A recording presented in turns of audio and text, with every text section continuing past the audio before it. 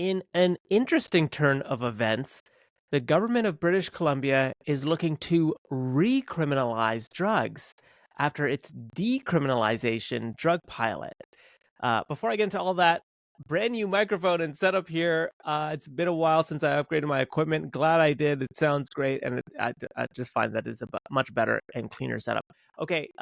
Interestingly enough, just last month I covered the fact that the state of Oregon in the United States has recriminalized drugs as well. They decriminalized initially, saw a surge in fentanyl overdoses, and recriminalized drugs. British Columbia as well, and this is what happened today in the House of Commons during question period. It got pretty dicey. After 9 years, this prime minister is not worth the drugs, disorder, death, and destruction. In May of 2022, he granted the BC NDP government's request for a criminal code exemption to allow crack, meth, heroin, and fentanyl use in parks, coffee shops, hospitals, beaches. Overdose deaths since exploded to a record-smashing 2,500 lost lives. The BC NDP government has reversed course and asked the federal government to recriminalize some hard drugs. Why won't this prime minister recriminalize these deaths? Okay, before I get to the government's answer, I want to share with you what British Columbia specifically said with recriminalizing drugs. So let's get to that just to understand the full picture here. Barely a year after BC proudly announced a Canada first in decriminalizing small amounts of illicit drugs, the Premier is now walking it back. This amendment will make public drug use illegal in British Columbia. Complaints have been growing about problematic open drug use in parks, hospitals, and bus stops. We've heard loud and clear from the frontline police officers, public consumption is a significant issue that needs to be addressed, and major changes are required. A handful of current and former drug users we spoke with say decriminalization has gone too far. It's permission to do it wherever you want. Like, sit on the sidewalk and use rigs while we have little children walking by us. Everybody's like going, yeah, like we can do anything we want now. So if they thought they were helping them, they're actually, they hurt them 10 times more. The changes will recriminalize drug use in public places. People who merely possess drugs won't be arrested unless they're threatening public safety or causing a disturbance. Several mayors support the change. So does the BC Nurses Union, which raised concern over drug use inside hospitals. But some experts warn the overall drug crisis is much bigger than simply giving power back to police to make arrests. Playgrounds should not have people injecting drugs on them. That makes complete sense. But people are only injecting in inappropriate environments if they don't have access to appropriate environments. And that's the goal that we need to have. And some advocates say lives are at risk. One of the things about decrim is we wanted to bring people out of the alleys. People use in the alleys because they're afraid of the cops, afraid of getting arrested, so they die alone there. With political opponents forcing the issue to the forefront of an upcoming election, it leaves this provincial government with a lot still to wrestle with in its fight for public support. Okay, so clearly they're taking a much more community safety approach. I just want to comment a little bit on what the researchers are saying or what they were advocating for. You know, one researcher said, well, you know, they shouldn't be shooting up in playgrounds, et cetera, et cetera. It's to move them away from the alleys and into safer spaces. But guess what? There's a couple things here. First of all, I don't think okay, so there's two things in particular. A lot of critics of the drug decriminalization movement in BC in particular, I believe, didn't allow enough drugs. The amount that was decriminalized was very low. I think it was like 20 grams, like some low amount. It wasn't like this large amount of drugs. So if you're a drug addict, you'll go through that very small amount of drugs in a very quick period of time. Okay, so that's one. So you actually might still be charged because you carry your typical daily supply of drugs, which is far exceeding the amount that the provincial government said you can carry that would be decriminalized. The second and perhaps most important point is this is a psychological intervention, and I have always said that when it comes to this and many other public policies. A psychological intervention not only takes time, it takes an entire culture shift, which is perhaps years, decades even, for people to switch. Now, what do I mean by that?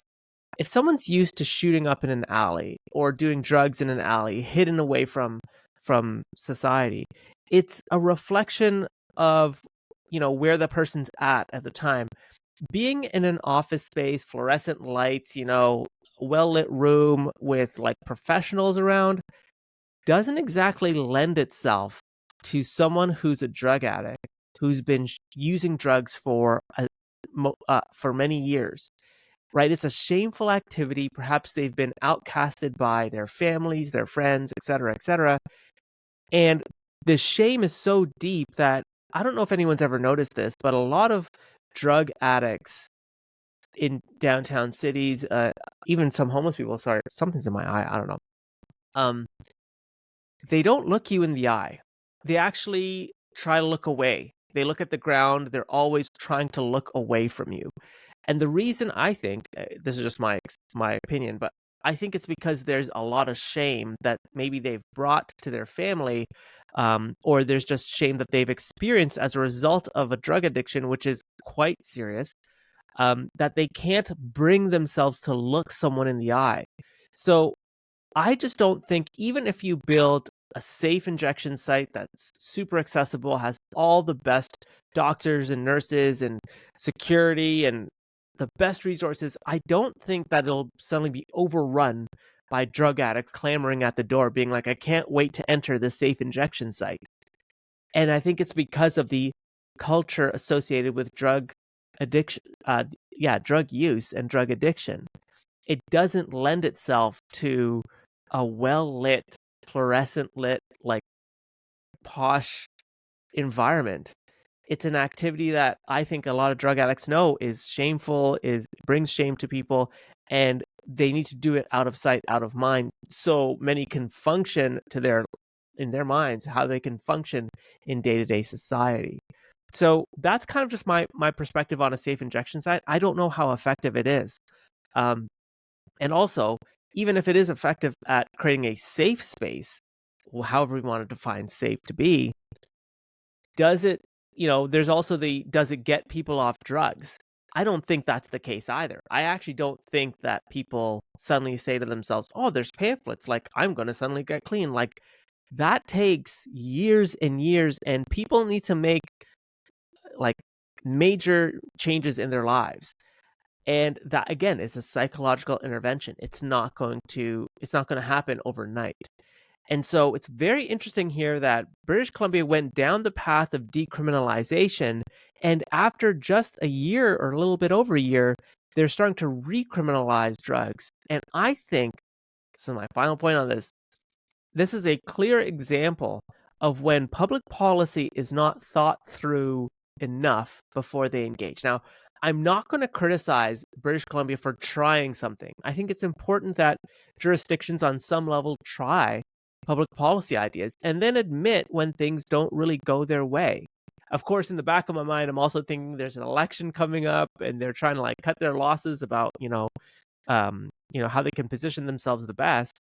But really, I think the best thing here is that they tried it, it didn't work, and I really hope that the public policy literature on drug decriminalization really studies what's happened in BC and Oregon and say, these are specifically why drug decriminalization didn't work. And I hope that conversation isn't about, well, it's because they didn't implement it correctly, or it's because the policy was ineffective, etc. I hope the bigger question is, we are undertaking a psychological intervention into society. We are saying to society, we are not going to criminalize drugs that we know cause damage and harm to our communities. And decriminalization probably isn't the best tool to make a safer community. But I'd love to know what you think. So let me know in the comment section below about this quite swift reversal by the BC government.